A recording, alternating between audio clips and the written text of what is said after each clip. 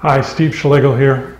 I wanted to share with you just a couple thoughts on family-owned businesses. Family-owned businesses ought to be some of the greatest businesses in the world because oftentimes family members share a common direction, common goals, common attitudes, character, and so forth.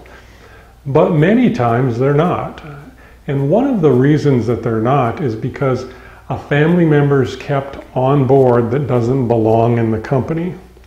You need to be very careful that if you're going to have a family member on your team at your company, they have to bring real value like any other employee, and they need to be paid a fair wage just like any other employee.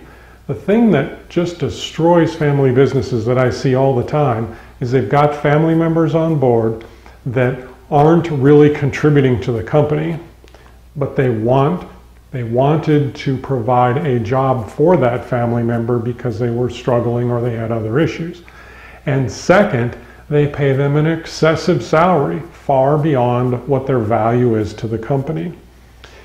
You need to really step back and look at, for the family members that you may have on your team or you may bring on your team, make sure that there's truly a place in the company for them and that they're paid a reasonable salary or reasonable wages for what they do.